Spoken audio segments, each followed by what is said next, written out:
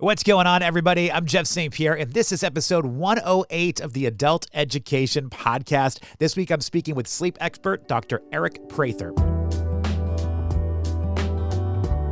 Thank you so much for checking out my show today. I really do appreciate you taking some time out of your day to listen to Adult Education. This show is all about learning new things, or maybe learning more about some topics that you're already familiar with. I speak with experts across all fields to learn more about health, education, technology, mental health, and really just about anything that I find interesting.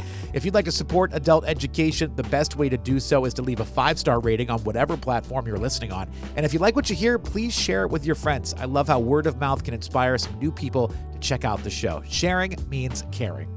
Sleep. We all love it, right? But some of us just can never seem to get enough of it. Well, my friends, welcome to Sleeping 101. On this episode of Adult Education, I'm speaking with sleep expert Dr. Aric Prather. He's got a new book called The Sleep Prescription: 7 Days to Unlocking Your Best Rest. Dr. Prather is a professor of psychiatry and behavioral sciences at UC San Francisco. He's been working for years trying to help people get more sleep and better sleep. Dr. Prather has taken this knowledge and put it together in a book with 7 steps to help us get some of our sleep back. Until about 3 or 4 years ago, I honestly did not realize how important sleep was. I mean, sure, I love sleep, and without it, I know that I don't feel my best, but I wasn't aware of how much happens with your body and mental state if you don't get regular rest. Ever since learning more about it, I've been doing everything that I can to make sure that I'm getting that decent rest. But if you're like me and you've got a really strange work schedule, it's not always easy. And some of these steps outlined by Dr. Prather may be a little easier than others, but I do think they're all great advice for us to try to work on. In this conversation, we not only discuss things from his book, we also talk about the benefits and drawbacks of sleep aids, naps, and how sleeping always seems to be easier when you're single and unattached. Please enjoy my conversation with Dr. Aric Prather. Hello. How are you today? I'm good. How about yourself? I am doing great. Thank you very much. I want to get this out of the way to start things off. I want to make sure I can pronounce your name correctly. Is it Aric Prather? It's Aric Prather. Aric Prather. Damn it. I was not close at all. But, all right. So it is so great to talk to you. I do want to ask you, did you voice the audiobook for this? I did. Well, congratulations, because it sounds great. You have a very soothing voice for this project. It was honestly like one of the most exhausting things I've ever done. It was really like, I did it for the experience, but I don't know if I would re-up. I can't even imagine doing it. Like I hear people talking about doing that. I'm like, the slowness of the way that I read, I don't think I'd be able to get through the book in a timely manner to even do that. I mean, I basically like developed a speech impediment during it. Like I was like, wow, I am just so bad at this. It's incredible. Well, I mean this in the most complimentary way possible. I think that I could go to sleep listening to you read your book.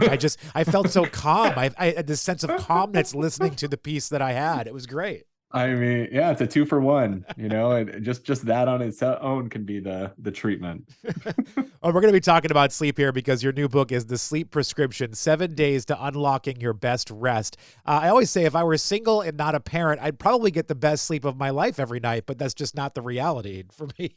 No kidding. I get that. I also have a very weird schedule. So my primary job is a morning radio host. So I wake up for work at 3 o'clock in the morning every day. And just trying to navigate some form of sleep schedule is very difficult with that, because if I were to try to get my, so-called 8 hours of sleep, I'd have to go to bed at 7 o'clock at night. And that's just not realistic with a family and just the way that the world works.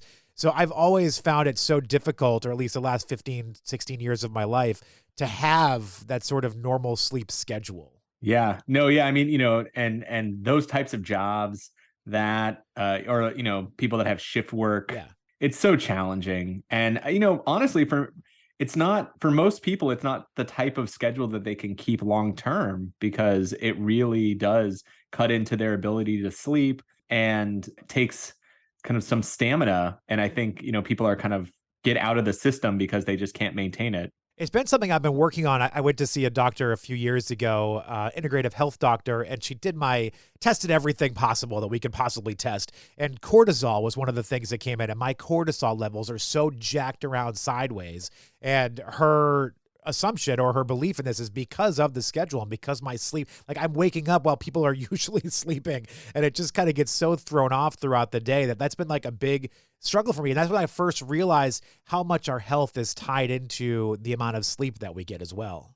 Yeah. I mean, yeah. So like that amount of sleep and kind of the changes in our circadian rhythm certainly are known to have effects on kind of long-term health. I mean, I think it's pretty clear now that insufficient sleep, so this is like getting, 6 or fewer hours a night on average, is a risk factor for a whole host of negative health outcomes, from cardiovascular disease to type 2 diabetes to kind of now growing evidence around kind of brain health and the development of neurodegenerative diseases.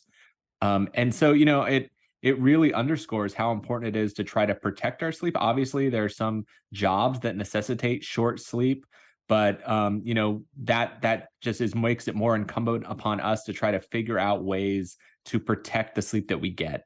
All right, so I want to dive into the book here in a second, but I have another personal question about my particular schedule. So to be at work on time, I have to leave the house at about 4 o'clock in the morning. So I wake up at 3 because I don't like to feel rushed. So I feel like if I get up at 3, even though it's getting up, probably 45 minutes earlier than I need to, I don't have to scramble. I don't have to panic and rush to get out of the house. I can kind of wake up, let the dog out. If I want to make coffee or something, I can do that. I can check in on some things just to get the day started and just not feel that pressure. From your perspective, is that plan better, or would it be smarter for me to get that extra 45 minutes of sleep and just kind of put the clothes on and roll out the door? Yeah, that's a really hard one. I mean, I think, ideally it would be like, can we push that 45 minutes earlier in the evening so that you can get to bed sooner if in fact you want to kind of ensure that you have time to get up and get ready? Because, obviously we often sleep because we want to feel better during the day, right? Uh-huh. And so if that is something that is important to you, then then that's something you want to try to protect.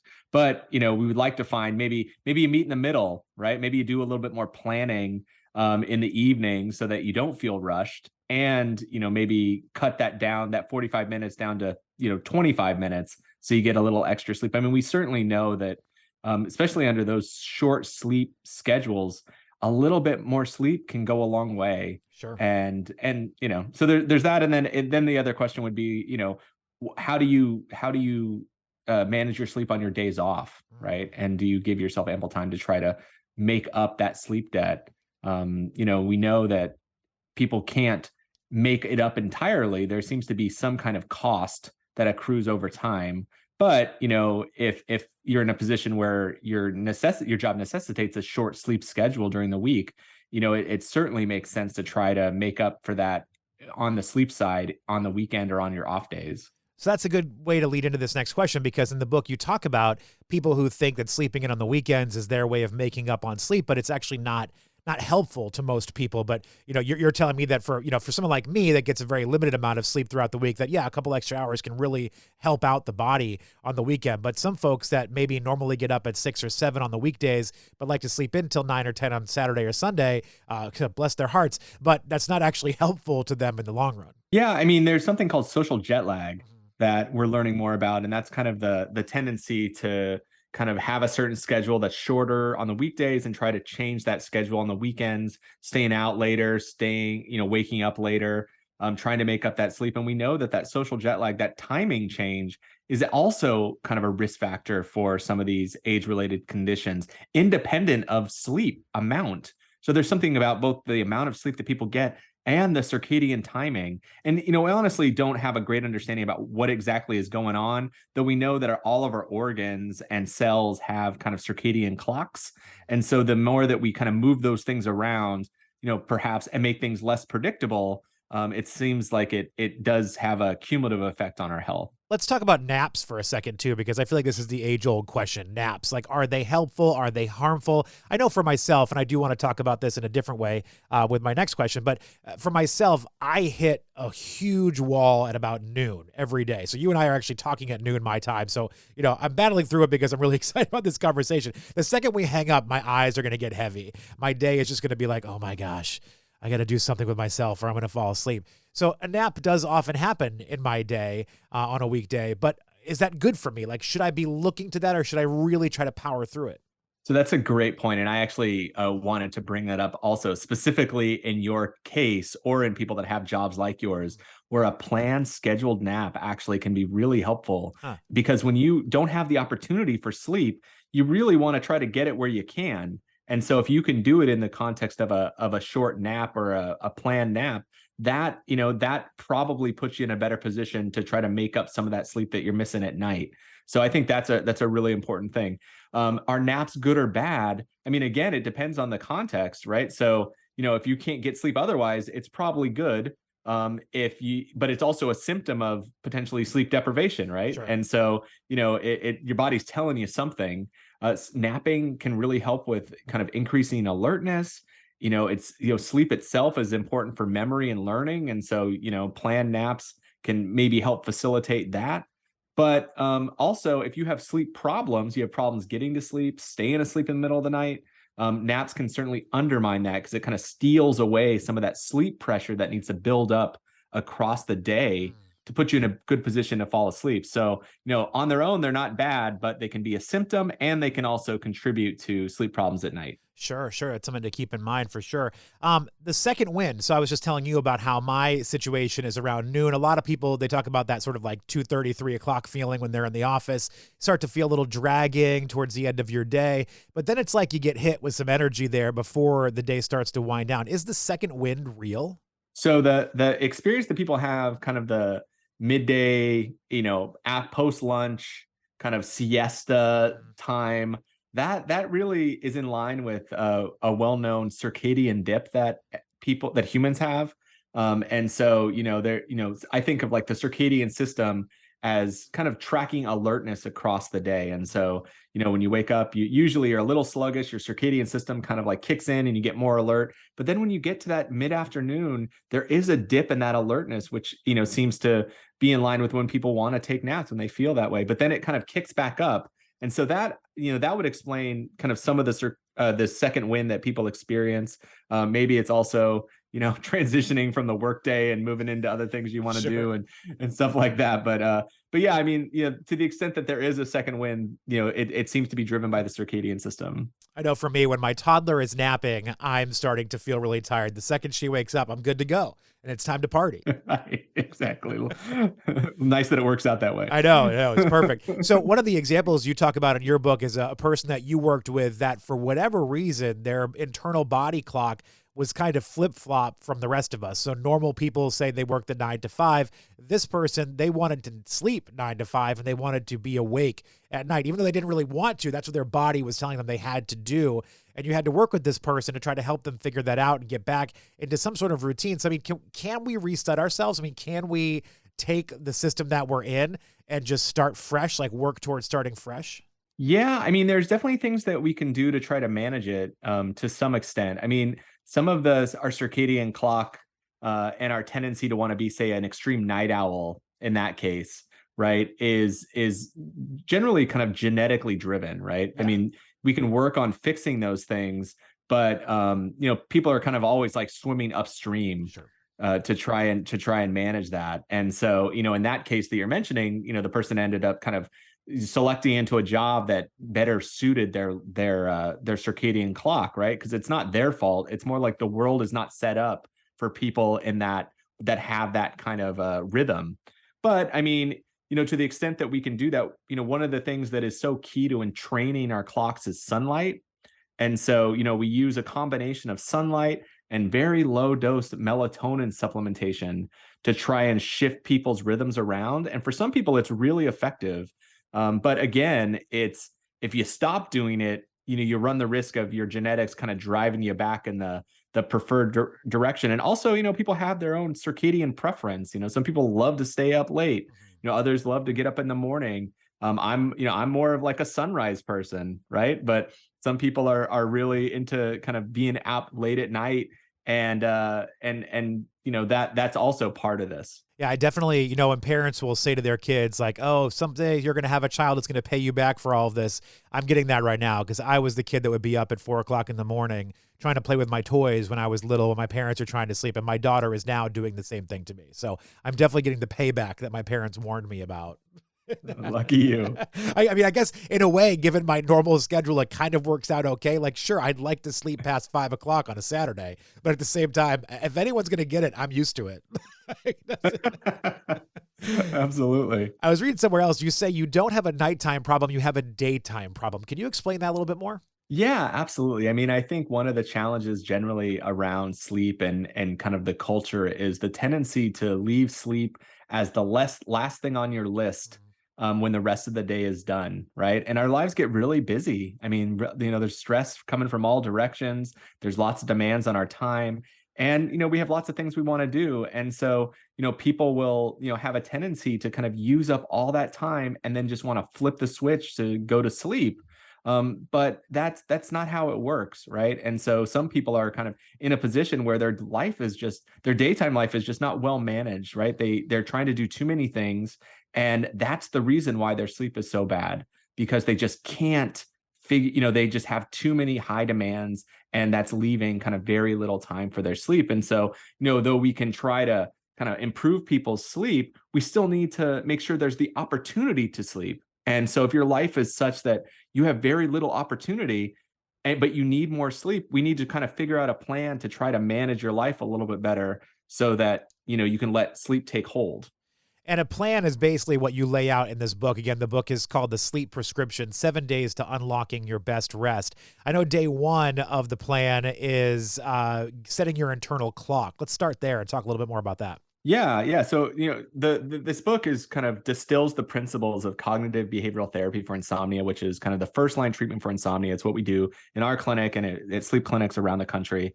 And one of the places where we first start is kind of setting a stable wake up time for people. And this is 7 days a week so that people can maintain their, and help and train their circadian functioning. And it also sets in line your sleep drive that builds up across the day. And so, we try to make things as predictable as possible. We can never promise what time people are going to fall asleep, but we can control what time we wake up. And so that's just an important place to start. So we have like an anchor to move forward to keep people's sleep better regulated. I know day two is all about stress, and I do feel like that's a tough thing because everybody deals with stress differently, and it's kind of hard. Stress comes to me at different times during the day. So the idea of like sitting down and saying, okay, now is the time that I'm going to have my stress for the day. That's a difficult kind of thing to navigate around, but that's something that you really suggest people should work on, like trying to find points in the day where you can say, okay, this is that point where I'm really going to think about things, and I'm going to let this overwhelm me for a few minutes, and then I'm going to get back into my daily routine. Yeah, so it's a combination of kind of scheduling your day, some kind of micro breaks to kind of do something for yourself so that stress doesn't build up Sure. throughout the day and kind of compound upon itself. But also, as you mentioned, we find that oftentimes people have sleep problems, like worries and stress kind of creeps into the night, right? And like obviously that's not the best time to be kind of solving the world's problems or kind of figuring out your finances or what have you. And so we try to help people schedule time in their day where they can actually just worry about things. And by just doing that practice and kind of scheduling it in kind of your daytime, it has less of a tendency to crop up at night. And if it does, you can say, well, look, I already kind of scheduled this in my day and I have it scheduled for tomorrow. Like I need to kind of compartmentalize that and worry about that then. And what that seems to do over time is allow people to kind of let go, to kind of not get wrapped up in those thoughts and allow them to get back to sleep. It is the most frustrating thing in the world when you're trying to get sleep, and I'm sure that your patients over the years express this. You're trying to get sleep, and the fact that you're not getting sleep is what's keeping you awake because you're so mad at yourself that you can't go to sleep. I had this happen last night. We've had an unusual heat wave in November. Our air conditioners are already out for the winter. It's November. It shouldn't be 80 degrees outside, but it was. Our house was a little warmer than usual, and I was just so frustrated by every situation that I, was up till 11 o'clock at night when I should be going to bed at like 8:30. And finally I did pass out. But God, that is the most frustrating thing when you're like, I'm mad that I'm not sleeping, and being mad that I'm not sleeping is what's keeping me from sleeping. Absolutely. And I mean, you in that instance, it's like you had like a double hit, right? So we know that temperature Sure. is actually a really important piece of the sleep environment. And when it's hot, it's really hard for people to sleep. But then, yeah, that frustration, once you kind of get on that train, it really is hard to kind of calm back down. And, with people with insomnia, it's not just frustration that they're not sleeping. It becomes this fear that they're not going to be able to sleep again, or like if they don't sleep, X, Y, and Z is going to happen. And when you start getting to that mindset, sleep becomes something that you feel like you're chasing. Yeah. Right. But I always say that, like, sleep isn't something that you make happen. right? Sleep is something that comes to you, and it's kind of the absence of doing. Like the more effort you put into it, the harder it gets, right? Yeah. And you can kind of put yourself, set up your environment, and set up these principles to based on kind of how we know sleep is regulated, but and then allow it to happen naturally, because oftentimes it's like us getting in our own way, and it makes sense in the moment, but ultimately kind of undermines how sleep works. I never got to a point of, say, insomnia. It was never that bad, but I Yeah. totally identify with what you were saying in that you just have this worry all day long, like, oh, am I actually going to get sleep tonight? Is it going to happen? So then you're stressing yourself out about getting sleep before you're even there. I had a doctor that actually suggested that I take more magnesium and try melatonin, which has helped at times. And I know those things are not bad for you, but are they good for you? Like, are those things that people should rely on? I mean, I think, right. So, for some people, magnesium seems to be helpful. Melatonin seems to be helpful. I mean, I think, we are, our clinic and kind of my work really relies on the randomized clinical trials, like compared to a placebo condition. And, with melatonin in particular, it doesn't seem particularly efficacious for treating insomnia, Okay. though I certainly, know many people who say that it helps them. But, I think the challenge is, those things, even though they aren't kind of physiologically addicting, can become psychologically addicting, right? Sure. There becomes this thing where, like, if I don't have this tonight, I won't be able to sleep. And once you start getting into that frame of mind, that particular battle of the night is lost in a lot of cases. Like, you begin to really second guess this idea that you can sleep normally, or that your sleep isn't broken. And that's a real challenge to get into. I mean, I think there's a lot of ways to help people kind of have kind of the self-efficacy or mastery over their sleep that doesn't require any kind of sleep aids. But I mean, certainly they because they exist, it's something that we deal with kind of regularly in our clinic. What you just said describes me so much because I cherish my moments of sleep so much that I do worry about things like that. Like if I don't take, say, I take some magnesium 3 and 8 before going to bed most nights. If I don't take it one night because I'm like, oh, I'm already so tired, I don't need it, I'll be fine. I think about it and I stay up and I'm like, oh my gosh, I didn't take it. Is this going to work out for me? I gotta go do it. I'll go take it. I'll go grab them before we go to sleep. Like it is such a weird thing. Like I cherish it so much that I want it so bad that sometimes I think I'm pushing myself away from it. No, I mean that's a great way to describe it. And I mean, at least you get up and do it and just take it, because that's what I tell people. I'm like, look, you're going to take it anyway. You might as well just get up and take it, because ultimately you can't be checking in on yourself Yeah. and to see if you need it and be sleeping, right? Mhm. And so 9 out of 10 times people like spend all this time trying to fight the idea that they're going to take something, and then end up taking it anyway and have lost all that opportunity for sleep. What we do in our clinic is we try to regulate people's sleep and then slowly taper people off of whatever they're taking, whether it's magnesium or not, because the kind of rebound insomnia that can happen by just not taking something is real, Yeah. right? And that's hard. And that, I never want to put anybody through that. And so, we certainly do it kind of based on someone's psychological comfort of coming down on things, right? And even if it's like at a dose where we know that it doesn't even have a kind of a therapeutic effect, the kind of psychological role that it plays in insomnia is so strong that just taking like a fraction seems to help. And then we kind of slowly wait until someone's ready to be off things completely, because that is, that's a dependency. Mm. And thankfully, at least for magnesium, it's not something that is likely to have kind of a Sure. chronic bad long-term effect. But for other things, like we're learning more and more about kind of hardcore sleep drugs like Ambien and others that may in fact over long term have impacts on our brain health, and so maybe more of an urgency to help people get off of them. I've been so terrified of all those other, more hardcore drugs, if you will, like Ambien, that I've stayed away from them. Thank goodness, because I do love my magnesium before bed. I do feel like it gives me that sense of like I'm going to be okay and I'm going to get some sleep tonight, Yeah. kind of thing. Yeah. So one thing that I didn't really think about, and I wonder if a lot of other people are on the same page as me. I learned about this a couple of years ago, but just the sort of environment of going to bed is a really crucial aspect of getting sleep. And what do I mean by that? You talk about this in the book a little bit, where you talk about, how do you word it? Sleep hygiene, like the things that we should all be on the same page with. And you talk about, a cool room, phones in the room, but I don't know if a lot of people think about that stuff. Like, I think almost everybody's got a TV in their bedroom.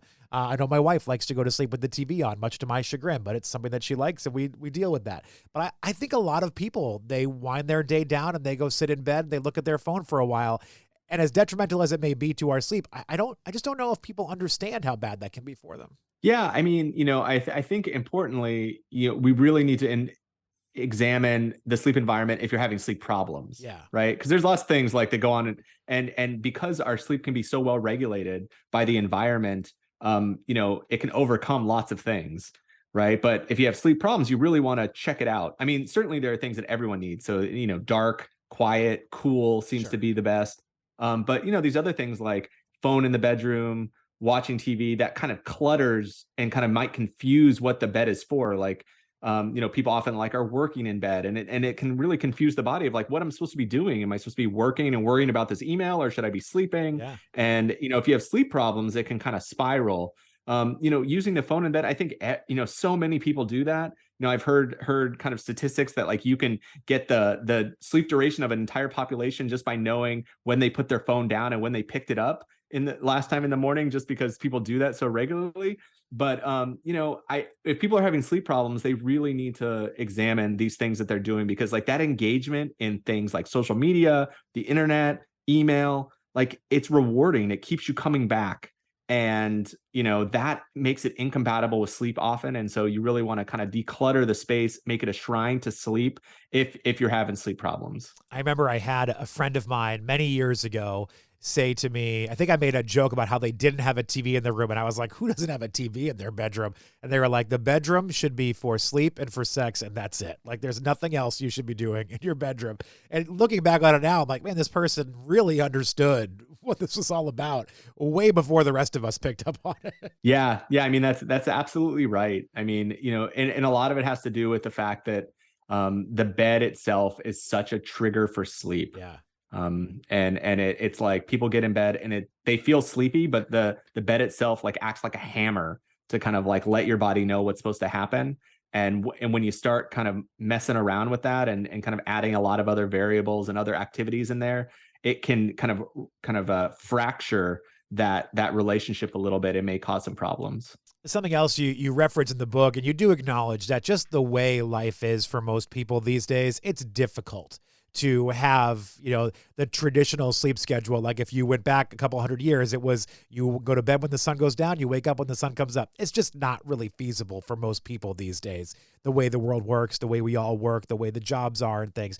But winding down is an important part to the day.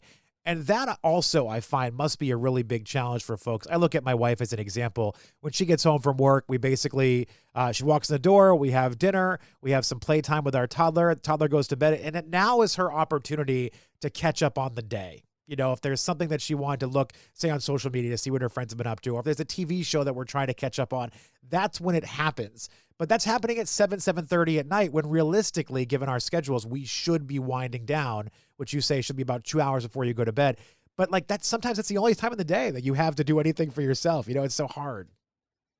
Yeah, no, I mean, you're not wrong. And I think everyone feels that. I think, one way in which you maybe address this is making some of these activities part of the wind down, right? So even just kind of like dimming the lights and kind of getting yourself in, your pajamas and and watching that show that you've been wanting to catch up on can be something that can contribute to that wind down. I mean, obviously we all have kind of, obligations when we get home, and some take longer than others. And we just have to manage the best we can. I mean, this book is, really about kind of hope and trying to figure out ways in which to manage this, because honestly, like we all have bad nights, but that doesn't mean that we have to have chronically bad sleep.